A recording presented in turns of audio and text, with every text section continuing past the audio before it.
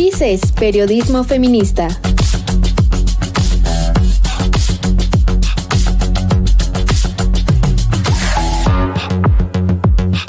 Con las mujeres en el centro de la narrativa.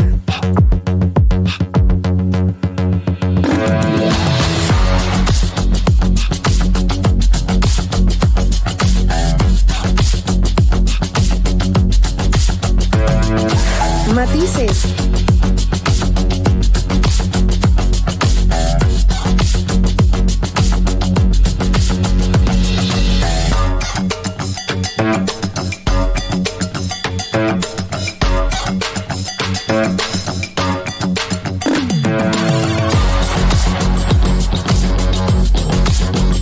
Matices. Hola, ¿qué tal? Me da muchísimo gusto saludarlas en esta emisión de Matices a través de cimagradio.org. Me da muchísimo gusto estar en esta ocasión con mis compañeras, las chicas Matices, Joana de la Cruz y Alejandra Trujillo. ¿Cómo están, chicas? Hola, chicas, auditorio. Pues muy bien. La verdad es que pues empieza, ¿no? Como que esta temporada de frío y lluvias que a nadie le gusta, pero bueno, ni modo. Con muy mal tiempo, pero con mucha información muy relevante. Y pues quédese a disfrutar de este programa. Así es, muy contenta de poder compartir con ustedes los micrófonos, las cámaras, tener una semana más de mucha información, de mucha reflexión y sobre todo temas muy relevantes. Matices. Hace algunos días, programas, hablábamos sobre el informe que iba a dar el gobierno de México al Comité para la Eliminación de la Discriminación contra la Mujer, el CEDAW. Justamente una vez que se llevó a cabo los pasados días 18 y 19 de junio, organizaciones de la sociedad civil informaron que México no acreditó un progreso en los derechos de las mujeres ante el comité de la CEDAW, y las organizaciones señalaron que la delegación mexicana, liderada por Citlali Hernández Mora, presentó datos sin demostrar mejoras en la justicia, participación económica, política y eliminación de la discriminación hacia las mujeres. Esto era un poquito el avance que en aquella ocasión comentábamos, y es que la delegación mexicana no respondió a cuestionamientos sobre la disminución de los feminicidios, así como la falta de datos estadísticos y la debilitación de instituciones como la CONAPRED y la Comisión Nacional de Derechos Humanos. También se mencionó la desaparición del INAI y de la militarización y de la Comisión Nacional para Prevenir y Erradicar la Violencia contra las Mujeres, la CONAVIM, que fue también desmantelada. En la audiencia, la delegación no respondió a preguntas sobre salud, trabajo, educación, justicia y condiciones jurídicas en el ámbito familiar. Las organizaciones indicaron que la delegación presentó información general sin datos concretos y se informó que el mecanismo de protección a defensoras y periodistas ha tenido limitaciones, ya que entre 2018 y 2024 4 periodistas y 39 defensoras fueron asesinadas. En específico, se pronunció Sandra Torres de la Red Nacional de Defensoras de Derechos Humanos y señaló que a partir del registro de agresiones, una estrategia pionera en este tipo de análisis, se registró del 2019 a 2024 el incremento de agresiones contra defensores de más de 10,000 agresiones. Escuchamos qué fue lo que mencionó. Después de la última evaluación de México ante la CEDAW en julio de 2018, las agresiones contra las mujeres defensoras no han cesado. Y con relación a los retos en la protección de personas defensoras, destacamos en este informe primero el incremento de las agresiones. Entre 2019 y 2024 registramos 10,262 agresiones contra defensoras y sus organizaciones, con un aumento significativo durante la pandemia. También destacamos la violencia letal, pues documentamos 55 feminicidios y transfeminicidios de defensoras entre 2019 y 2025, con un alto riesgo para personas que buscan a personas desaparecidas y también contra defensoras de los derechos LGBTIQ+. También tenemos la criminalización y la estigmatización y que hemos registrado detenciones arbitrarias y procesos judiciales injustos contra defensores. Otra tendencia de las agresiones y el registro que tenemos que se ha ido fortaleciendo durante los últimos años son las agresiones digitales. Estas agresiones en los datos preliminares del 2024 representan el 18% del total de las agresiones registradas. También cabe mencionar que respecto al aborto y la salud sexual y reproductiva se señalaron problemas como la falta de personal, la objeción de conciencia sin regulación y la criminalización en estados donde el aborto ya no es delito. También se informó que de un trimestre de 2025 se abrieron 218 carpetas de investigación por aborto y el Programa Nacional contra la Trata de Personas de 2022 a 2024 no contó con presupuesto. Estas organizaciones, además de toda la información de la cual no hizo mención el gobierno, están exigiendo justamente que se respondan estos cuestionamientos de manera adecuada de la CEDAW y también restablecer la CONAVIM o crear un organismo similar y homologar los códigos penales estatales o aprobar un código penal único con perspectiva de género. También lo que exigen es transformar el mecanismo de protección para defensoras y periodistas, garantizar el acceso al aborto legal y seguro, también reconocer y respetar los derechos de las madres buscadoras, defensoras indígenas, comunitarias y periodistas, y proveer recursos a los refugios para víctimas de trata y crear nuevos refugios. También se incluye en el nuevo programa en materia de trata de 2025 a 2030 los contenidos sugeridos por la sociedad civil. Yo creo que si nos damos la oportunidad de observar la respuesta del gobierno mexicano ante la CEDAW, que son 2 días de conferencias, aproximadamente duraron como 3 horas, 4 horas a lo mucho, o menos, la verdad es que no, de hecho ni se me hizo tan pesado. Nos podríamos dar cuenta que lo que hizo el gobierno de México fue crear un discurso adecuado para simular o esconder una realidad que vivimos todas las mexicanas.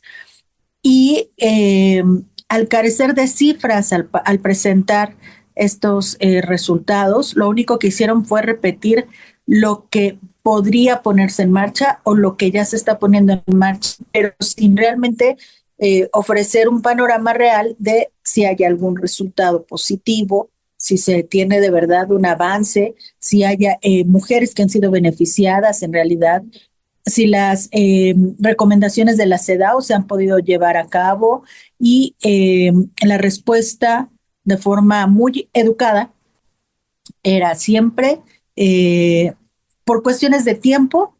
No tenemos ese dato, pero se lo vamos a hacer llegar. Entonces, en este momento la CEDAW no tiene los elementos suficientes para poder decir efectivamente esta comisión realmente está justificando lo que están haciendo y si hay un avance hacia el progreso de las mujeres en México. No lo tiene porque todo quedó en que se lo iban a mandar. Y la falta de datos, de cifras, pues le quita esa, digamos, perspectiva que te genera el que te digan 10 feminicidios diarios, 20 feminicidios diarios según organizaciones no gubernamentales. Diarios. Si pensamos en Colombia, por ejemplo, que son 3, que es alta la cifra de todas formas, aún la cifra conservadora de 10 te deja impactado. Entonces, una estrategia muy bien pensada, pero que va en detrimento del objetivo que tiene la CEDAW. Pues ya sabíamos, ¿no? Lo comentamos la semana pasada, que obviamente México iba a reprobar totalmente pues digamos, examen con la CEDAW. Es lamentable porque como lo mencionas, Ivonne, las cifras te dan una perspectiva real de lo que está sucediendo. Y el hecho de que no manejen cifras, pues ahí ya hay un problema, ¿no? Como lo mencionado hace un momento, ¿no? O sea, que te digan, fueron 6,000 mujeres, impacta, pero que la realidad sean 300 mujeres obligadas a ser esterilizadas, pues dices, wow, ¿no? O sea, 300,000 mujeres, o sea, es realmente pues sí, es muchísimo lo que le están restando de importancia, ¿no? Realmente al problema. Y es lo mismo que está pasando aquí en México.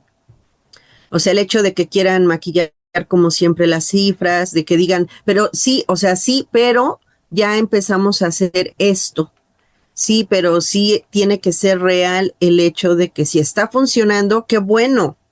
Pero si no está funcionando, también decirlo. ¿Saben qué? Pues no está funcionando. Hay que hacer otra cosa, ¿no? O otra manera de buscar otra solución o lo que sea, ¿no? En vez de decir, pues vamos a dejarlo otros 4 años para ver si sigue funcionando el hecho de nada más taparnos los ojos y voltearnos y a lo mejor desaparecen los feminicidios, ¿no? Que es lo que se hizo el sexenio anterior, ¿no? Que sí, ellos estaban enfocados en cierta población, en cierto tipo de población, y pues dejaron de lado toda la violencia que se estaba ejerciendo contra las mujeres. Es una realidad. O sea, no hicieron nada, inclusive eliminaron muchísimas cosas que estaban siendo de mucha ayuda para todas las mujeres para poder cuidarse un poco y evitar esta violencia de la cual estaban siendo víctimas, ¿no? Y pues en este sexenio, si no cambian ese tipo de situaciones, si no regresan estos, pues todos los sistemas que pudieran haber funcionado anteriormente o que pusieran pues algunas otras propuestas políticas y demás, pues evidentemente no se va a avanzar, ¿no? Y pues es lo que está pasando en este momento. Vamos a seguir reprobando y vamos a seguir dando largas, como gobierno de México, vamos a seguir dando largas para ver si se les olvida o a ver si le dan vuelta o carpetazo, como ellos usualmente hacen, para que se olviden del tema, ¿no? Y mejor vamos a ver otra cosa, no sé, ya se acerca el mundial, hay que ponerle ahí más atención a eso, que pues que las mujeres se estén asesinando, bueno, que sean asesinadas 20, 10 diariamente, pues mejor vamos a ver un partido de fútbol, ¿no? O sea, algo más interesante que saber por qué están asesinando a tantas mujeres. Entonces es lamentable, hay que analizarlo, que el gobierno de verdad se ponga las pilas en ese sentido y que la Secretaría de las Mujeres sirva realmente para algo. Como menciona Ivonne, esta parte de poder exigir, ¿no?, que aquellas cifras que quedaron pendientes se entreguen o el gobierno las entregue a la CEDAW como quedaron en hacerlo. Y me uno, ¿no?, a esto que señalas de poder seguir lo que dijo el gobierno de México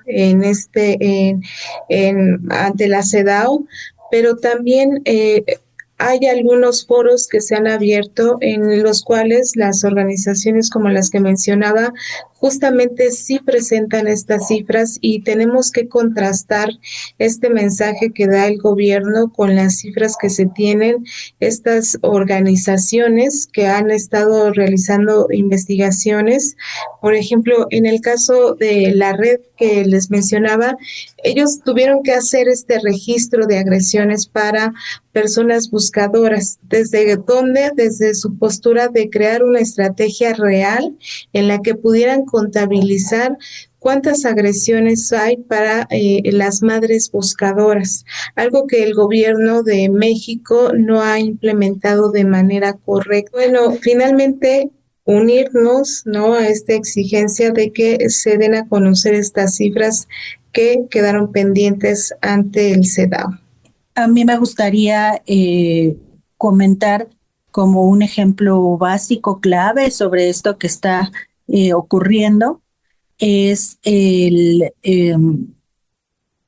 hecho de que no solamente fue como una estrategia bien planeada por parte del gobierno, donde salió incluso con algunas declaraciones a decir que sí hubo pues parte del organismo que premió o que felicitó más bien a México al decir que pues todo estuvo bien, sino también la cuestión de que las organizaciones que están criticando no solo se refieren a las cifras de feminicidio, que es como el delito más sensible que se debe de atacar en nuestro país y que debería de haber pues ya una estrategia establecida, sino a la eliminación de organismos como CONAVIM, al abandono de mecanismos como las violencias de alerta de género, que pues supuestamente están enfocadas a que se termine la violencia feminicida, ¿no? Y todo esto se va acumulando como para que podamos saber que eso que dijeron las autoridades mexicanas ante las pantallas de la CEDAW, ante los representantes del comité de la CEDAW, pues simple y sencillamente está truqueado. No hay de otro. Matices.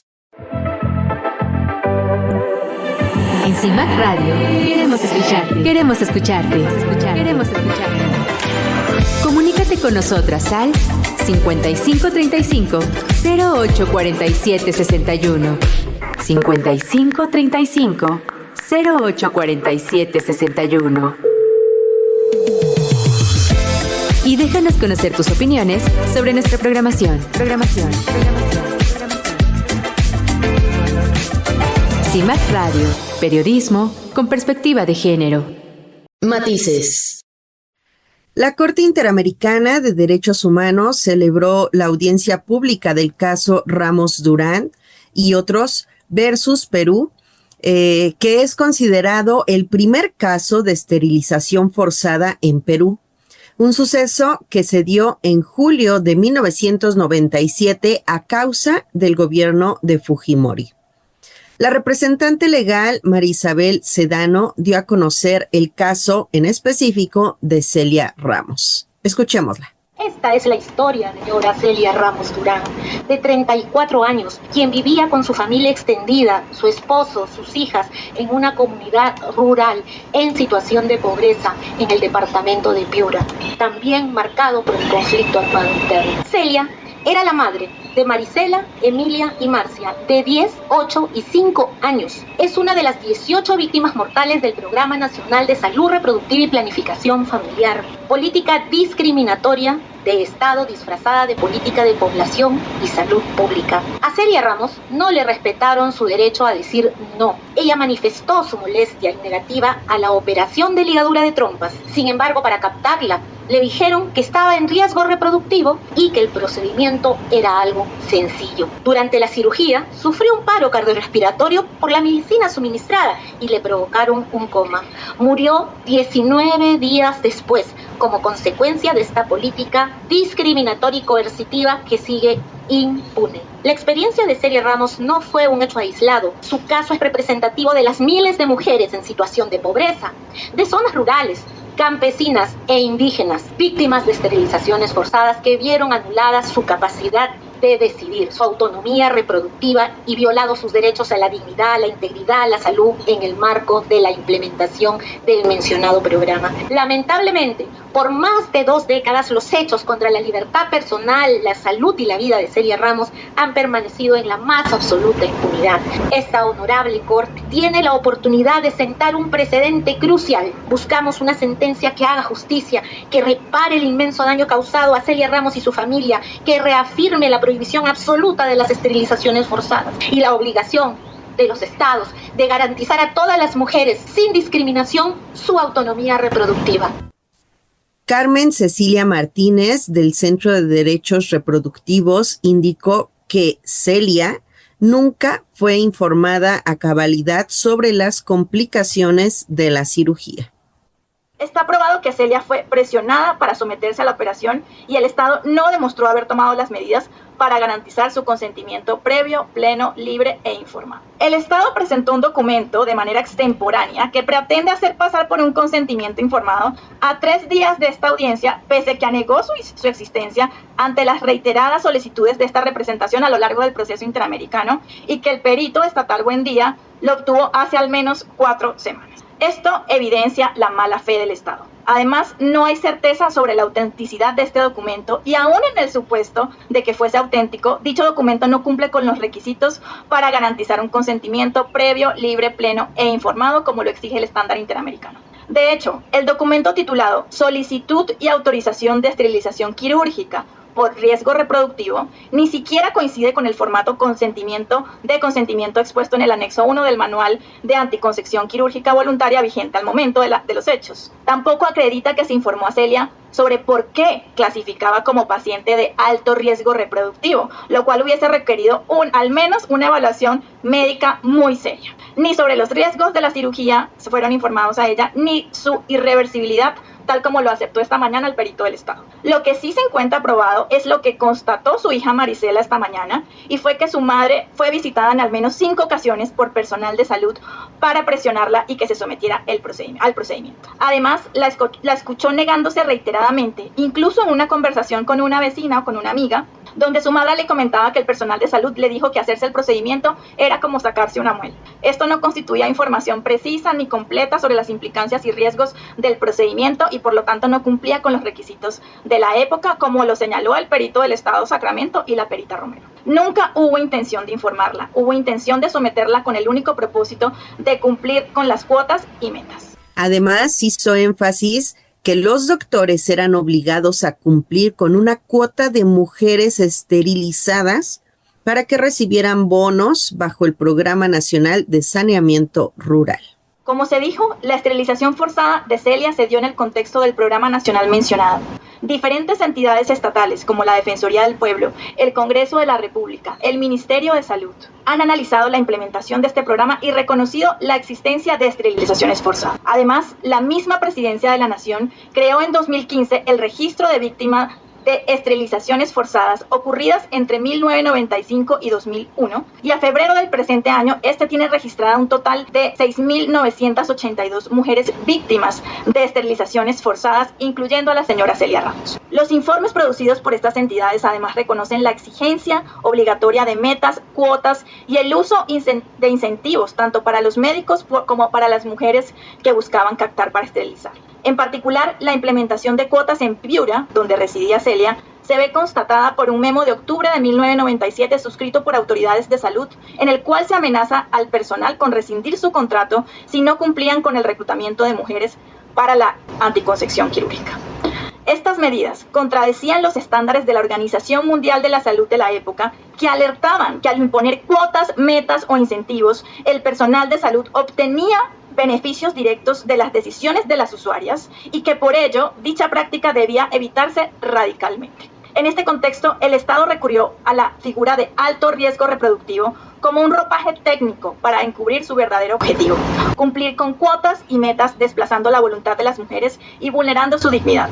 Según la Defensoría del Pueblo, esta figura fue aplicada como mecanismo para presionar e intimidar a las mujeres bajo la idea de un riesgo inminente de muerte. Además, al utilizar esta figura, el personal de salud podía eludir el plazo de reflexión estipulado en la normativa vigente de aquel entonces. Y reiteró la discriminación que se realiza a las mujeres indígenas en vulnerabilidad. La esterilización forzada de Celia visibiliza los estereotipos de género y raciales que subyacían a la política, como la idea de que las mujeres rurales, campesinas e indígenas son vistas como irresponsables frente a su vida sexual y reproductiva. Este estereotipo, junto con los señalados por la doctora Teidon, buscaban erradicar a los pobres, mas no a la pobreza. Por ello, la Corte debe declarar responsable al Estado por vulnerar el derecho a la autonomía reproductiva de Celia, su consentimiento informado y el derecho a estar libres de discriminación. El Estado peruano adoptó una posición de negación frente a las graves violaciones cometidas en el marco del Programa Nacional de Saneamiento Rural. Negó que se cometieron esterilizaciones forzadas de manera sistemática y cuestionó la existencia de una afectación a los derechos humanos de miles de mujeres. Al finalizar la audiencia, las organizaciones peticionarias solicitaron a la Corte que declare al Estado peruano responsable por la comisión de crímenes de lesa humanidad y por la violación de múltiples derechos, incluyendo el derecho a la vida, a la integridad personal y a la salud, a la autonomía reproductiva, a la igualdad ante la ley y a las garantías y protección judicial de Celia Ramos y de su familia.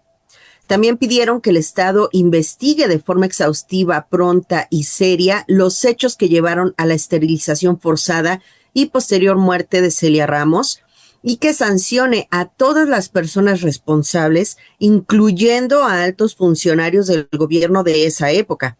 Solicitaron además la implementación de reparaciones integrales para toda la familia de Celia y la política de reparaciones integrales transformadora para todas las víctimas de esterilizaciones forzadas y garantías efectivas de no repetición. Se espera que en los alegatos finales que enviaron para el 23 de junio, pues tanto la defensa como el gobierno de Perú, será cuando la Corte Interamericana de Derechos Humanos pues pueda analizar a profundidad el caso y que dé una resolución. Aunque la verdad es que las pruebas que se presentaron, lo que comentan de que estuvieron incluyendo documentos ya como que, pues quién sabe si falseados, porque pues que lo entreguen 3 días antes de que se cumple el plazo para entregar pruebas, como que está raro ahí todo el asunto, ¿no? Entonces, ¿cómo ven este caso de esterilización forzada en Perú? Voy a decir un dicho que seguramente no me va a salir bien, pero me corrigen. Es como esto de pon tus barbas a remojar, ¿no? En México tenemos una experiencia muy fuerte en Guerrero de casos de esterilización de mujeres y está pues como parte de un delito en nuestro Código Penal a partir de que se dieron denuncias de estas mujeres. ¿Qué es lo que no se quería en México? En algún momento se consideraba que las mujeres indígenas no tenían conciencia y les quitaban el derecho a decidir, o sea, fragmentaban totalmente, ignorando totalmente sus derechos sexuales y reproductivos, y cuando iban a realizarse algún procedimiento, terminaban esterilizándolos, considerando que estaban haciendo un bien, cuando en realidad, además de que estaban violentando sus derechos, insisto, pues traía toda esta carga de misoginia y de discriminación, ¿no? Entonces, me parece que México debería de observar a detalle lo que se está haciendo, porque el que haya desaparecido de forma masiva no significa que este tipo de delitos ya no existan en México. Y sobre todo estas políticas de Estado que de repente lo único que buscan es como un bienestar que no es el más correcto ni adecuado, y en este caso pues hay una clara violación de los derechos humanos de las mujeres a decidir y también una clara violación a los derechos de las mujeres en cuestiones de salud, de justicia, que tienen que estar presentes, ¿no? Y sin embargo, el propio Estado, que es quien debería de garantizarlo, pues es quien al final de cuentas comete estas agresiones terribles. Otras violencias, ¿no?, que se presentan con ello, o sea, no solamente es el que se metan en tu vida personal y decidan que pues ellos tienen pues una especie de don divino para cortarte esa oportunidad de tener hijos, sino la violencia con la que puedan estarte haciendo los procedimientos, porque obviamente no van a estar pensando en que no tengas dolor, en que no tengas alguna repercusión o alguna otro síntoma después. Es como muy raro toda esta situación, ¿no? Han pasado muchísimos años desde que lamentablemente falleció Celia a muy temprana edad. Dejó huérfanos a tres de sus hijos e hijas. Y pues obviamente este tema se revisó en su país por parte de Derechos Humanos, de la Comisión de Derechos Humanos. Y no pudieron resolver este caso. Y es así como la Corte Interamericana, o llega hasta la Corte Interamericana, que es la que ya como que la última instancia para que pues se pueda pedir justicia en un asunto como este, ¿no?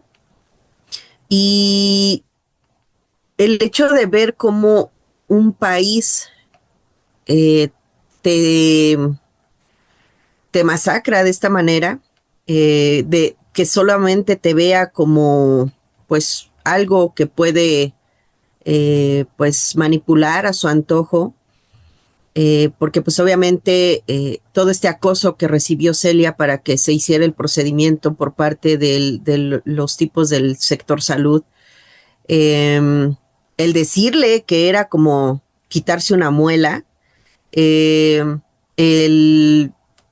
engañarla diciéndole que pues era un procedimiento sencillo, cuando obviamente sabemos que el hecho de que pues sí, te pongan, te induzcan este sueño,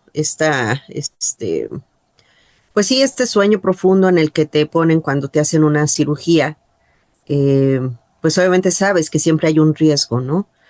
Entonces, es de verdad peligroso que se pueda detener mucho antes toda esta situación desde el gobierno, porque alguien se tuvo que haber enterado, alguien consciente, alguien que tenía como que esta forma de frenar esta situación y decir, oigan, ¿qué es lo que está pasando, no? ¿Por qué están haciendo esto? O sea, esto va en contra de los derechos de las mujeres.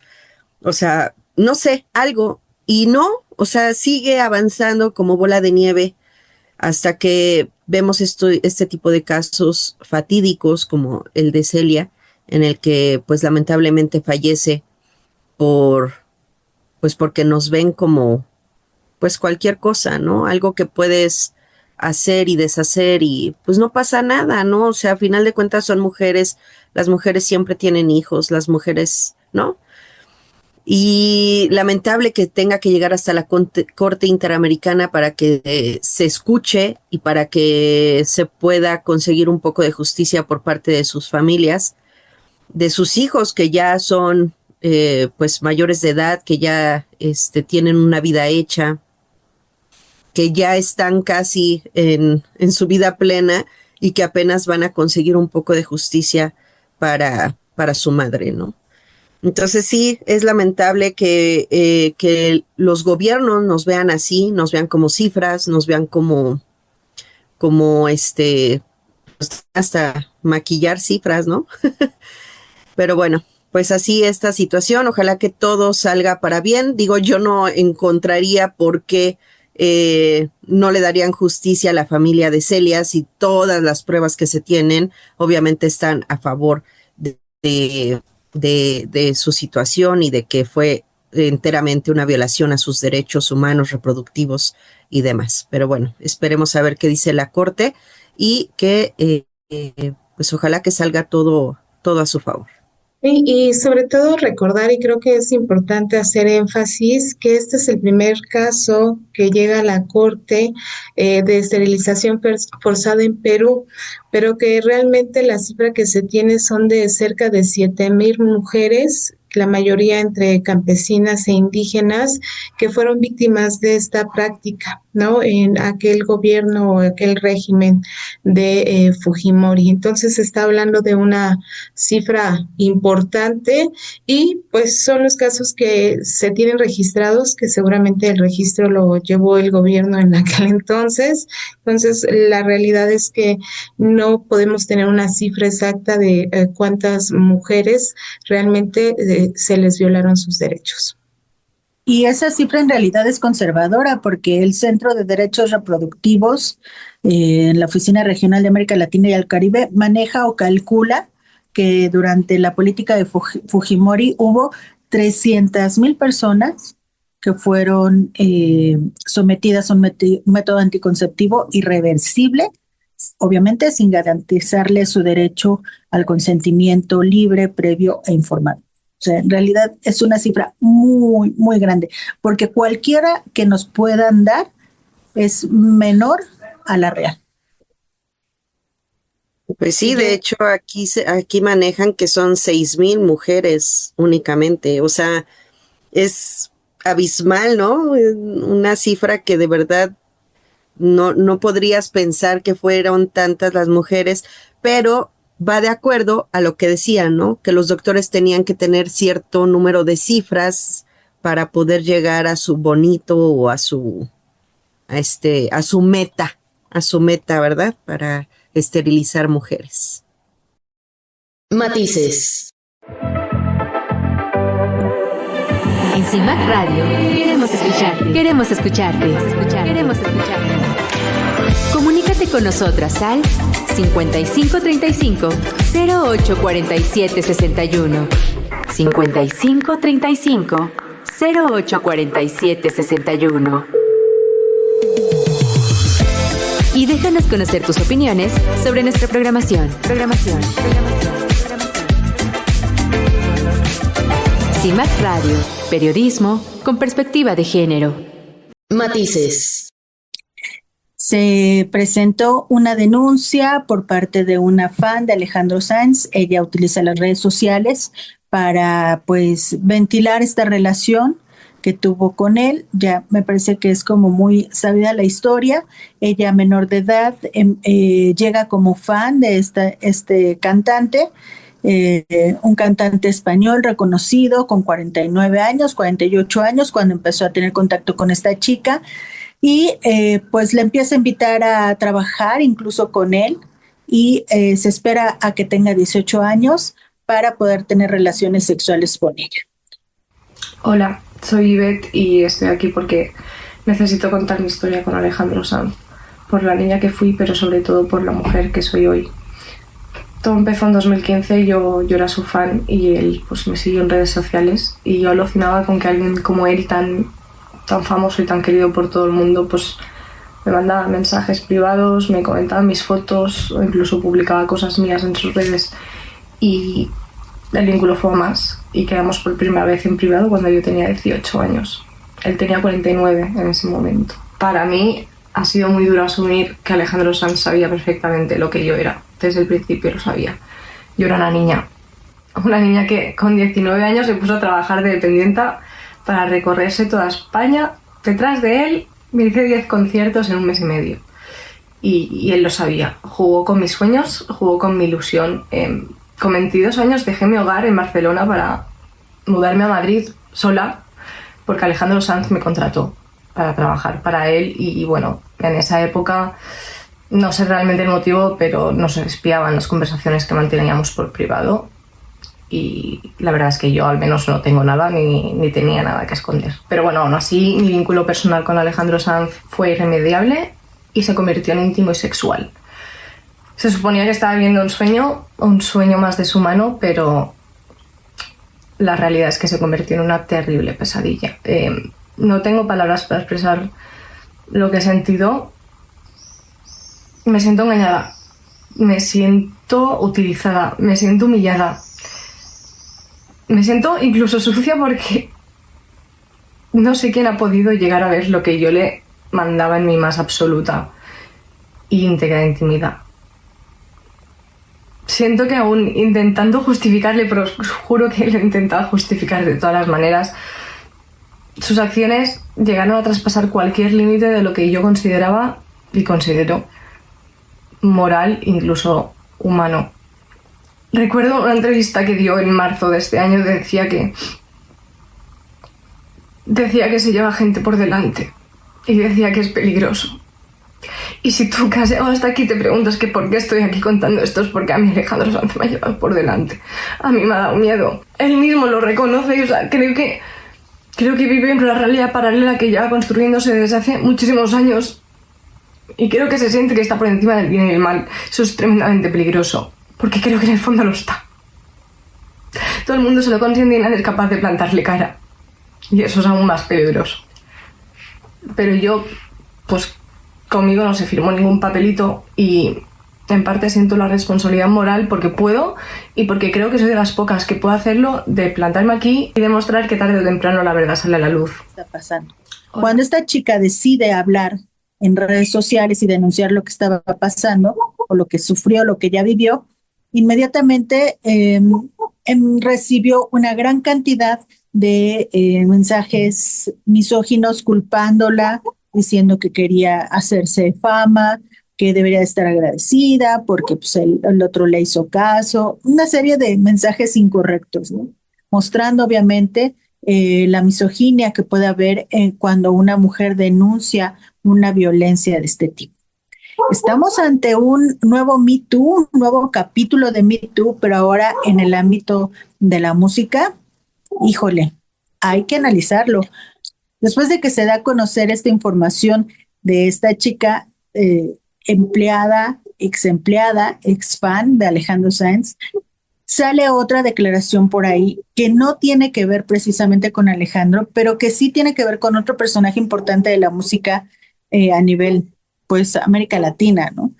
Es la periodista colombiana Lina Arango, quien expuso que ella, siendo press manager del artista Gustavo Cerati, verificó que los que trabajaban con él se dedicaban a buscar chicas que le gustaran a él para llevárselas sin importar la edad.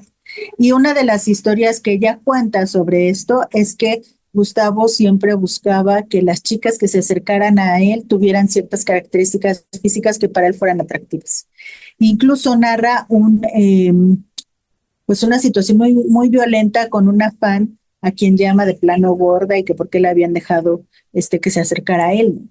Entonces, nos deja nuevamente pensando en todas estas historias después de que se hace una especie de figura intocable, estas personas que están dentro del mundo de la música.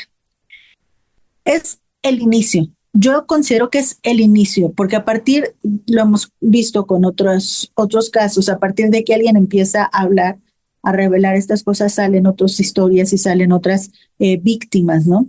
Pero lo que sí podemos observar es, en principio, en el caso de Alejandro, es que pues está planeado, que él esperó precisamente para no meterse en problemas a que esta chica cumpliera mayoría de edad para que no fuera considerado un delito, pero es evidente que no hay una responsabilidad afectiva. Se le vale gorro lo que la chava pueda sentir o no en ese momento, y él, con todo lo que el tener una fama por ser un artista internacional le da, simple y sencillamente la abandona, la bota, la deja y se va.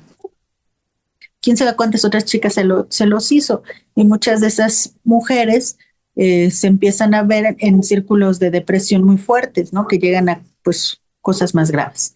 Y en el caso de Cerati, lo que están denunciando desde la periodista de Colombia, pues habla de la violencia y prepotencia que puede tener un personaje que, insisto, tiene un lugar en el mundo de la música, es reconocido en el mundo de la música, pero eso no quiere decir que sea buena persona. Pues es que sabemos, ¿no?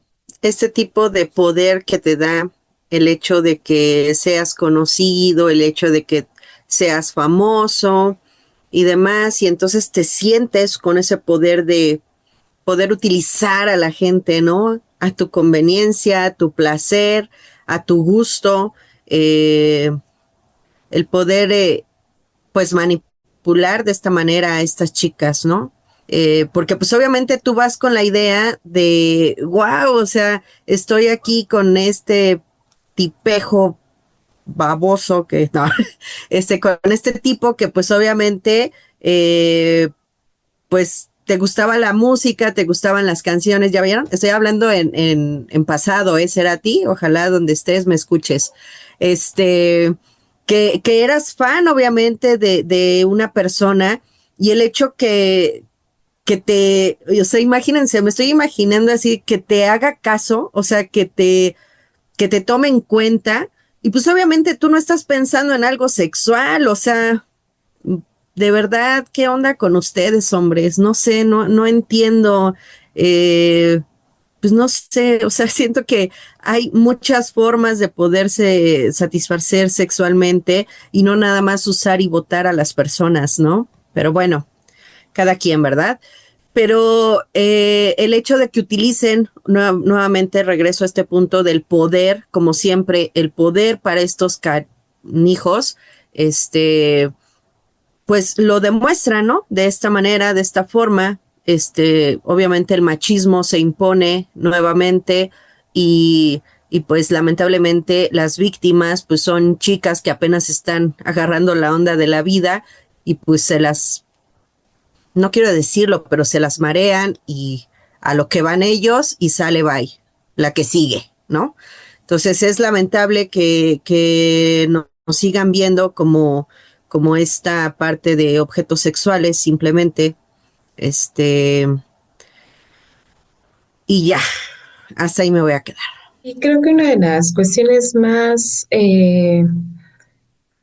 complicadas, ¿no? Y más cuando eres fan de estos artistas, es que sigan manejando y en el caso de Alejandro Sanz, lo vemos en esta respuesta que hace a través de redes sociales a esta chica Playa, en el que todavía al final dice, y ojalá, ¿no? Que te vaya bien, como en este papel de víctima y yo te deseo lo mejor y que tú sigas creciendo, aunque vengas y me afectes e inventes toda esta circunstancia de mí, yo todavía como soy una gran persona, entonces deseo que te vaya bien. Y ahí justamente creo que es donde refuerza este mensaje de control, de manipulación, de esta manipulación de masas, ¿no? Porque finalmente siendo un cantante a nivel internacional con tantísimos fans que te admiran, ¿no? Tú sigues o creo, considero a título personal que la intención es justamente seguir manipulando pues a las personas, ¿no? En el caso particular de Playa, pues haberlo hecho, ¿no? Con esa intención y como bien menciona Ivonne, ¿no? Esperar a que tuviera 18 años para entablar estas relaciones sexuales sin quedar expuesto o haber hecho algo entre comillas mal, pero pues sí, bajo las circunstancias que se presentaron, pues evidentemente ahí hubo cuestiones de poder que él desde su posición pues tomó, igual que Cerati, ¿no? Entonces es lamentable y ojalá que si existen más casos se empiecen a denunciar. Conocemos de algunos influencers mexicanos que también han hecho este tipo de manipulación y creo que lo más importante es alzar la voz y denunciar, ¿no? Para poder también de esta manera ir controlando a esos agresores que creen que por ser famosos, por vender millones de discos, pues no van a ser expuestos o van a poder seguir realizando este tipo de violencias.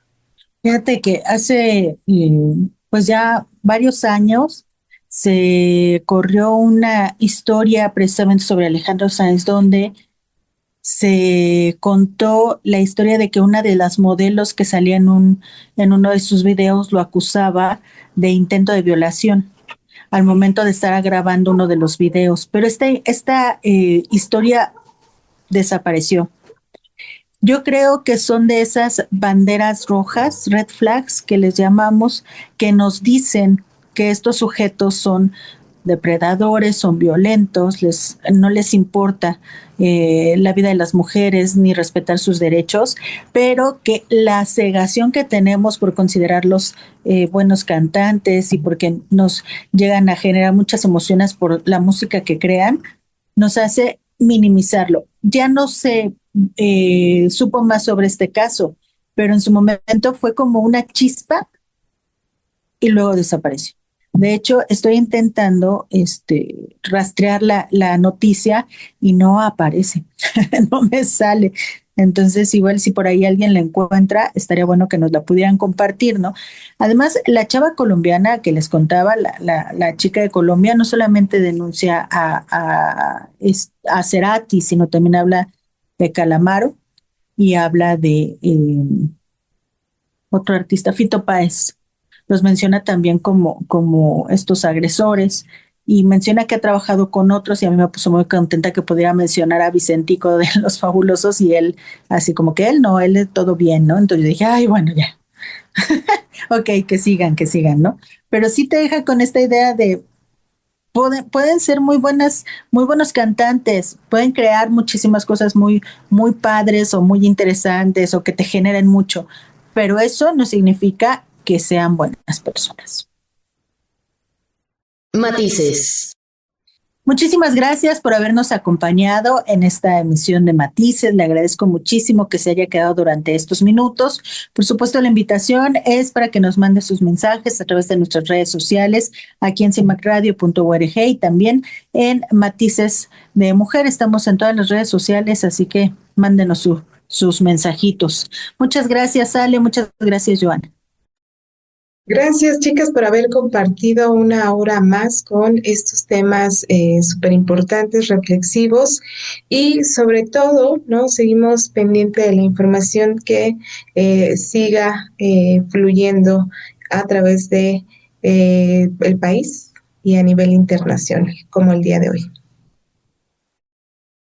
Gracias, chicas.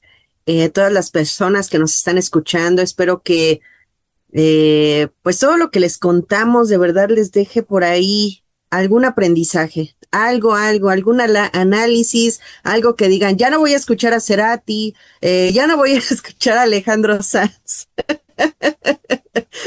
Sí, ya no hay que darles voz a estos agresores. Pero bueno, estoy enojada, perdonen, estoy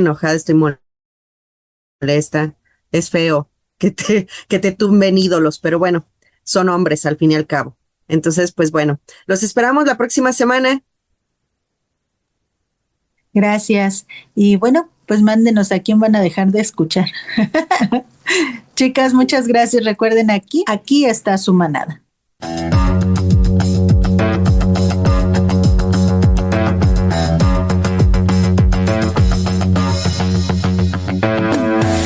Matices, periodismo feminista.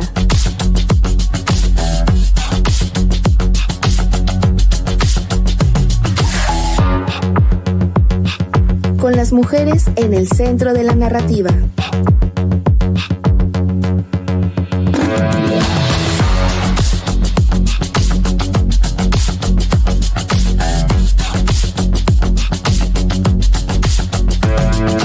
Matices.